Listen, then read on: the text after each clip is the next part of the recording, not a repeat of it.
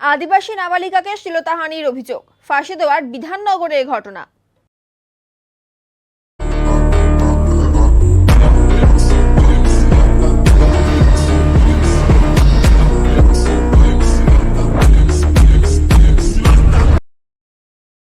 সোমবার বাড়িতে একাই ছিল নাবালিকা। অভিযোগ, সেই সময় পাশের গ্রামের এক যুবক ঘরে ঢুকে নাবালিকাকে একা পেয়ে শ্লীলতাহানি করে এবং ধর্ষণের চেষ্টা করে। যদিও সুযোগ বুঝে সেখান থেকে পালিয়ে যায় নাবালিকা। এদিকে কাজ থেকে ফিরে এসে নাবালিকার কাছে পুরো বিষয়টি জানতে পারে তার বাবা মা। এরপরেই বিধাননগর তদন্ত কেন্দ্রে লিখিত অভিযোগ দায়ের করেন তারা। অভিযুক্তের খোঁজে তল্লাশি শুরু করেছে পুলিশ। চা বাগানে গেছিল, আমরা কাজ করার লোক নিয়ে যাই স্কুল, আমরা বাড়িতে ছেড়ে যাই ওকে, আর অনেক জ্বর।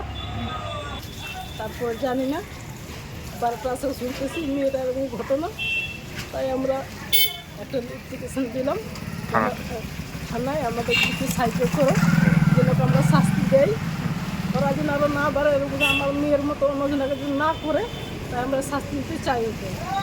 মানে রেপের মতন করতে চাইছিল, তো মেয়েটা পুরো একদম ছটপটাই পালাই গেল অন্য বাড়িতে।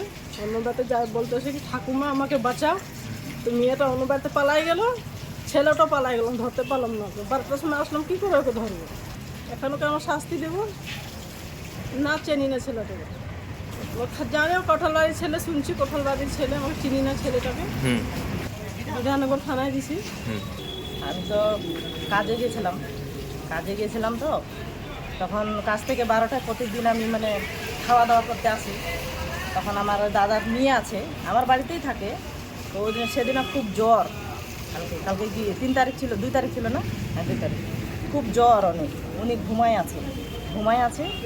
তা কে জানি আমাদের বাড়িতে কেউ ছিল না, তো একটা ওই লোকটা হয় রাজবংশী, ওই লোকটা আসে, মেয়েটার উপরে বাড়িতে ঢুকে জোর করে মেয়েটাকে ধরাধরি করে, জোর ভর্তি। তো মেয়েটা কোনো মতো মানে জানটা বাঁচায়, ও বাড়াই গেছে।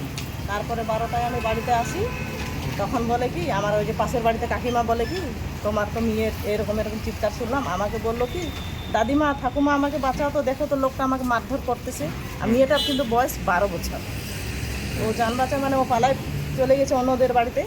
তখন আমি মেয়েটাকে খুঁজলাম, 12:30 বাজে গেলো, কোথায় গেলো খুঁজলাম। তখন কাকিমার বাড়িতে পাই, মেয়েটাকে যায় ধরে উঠায়, বলি যে কী হল মা? বলতেছি কি যে মাসিমা দেখো তো লোকটা আমাকে মারধর করতেছে, মারধর করে যে জোরাজোরি এরকম করতেছিল, আমাকে খুব ভয় লাগছে, খুব ভয়ে মেয়েটা কান্না করতেছে।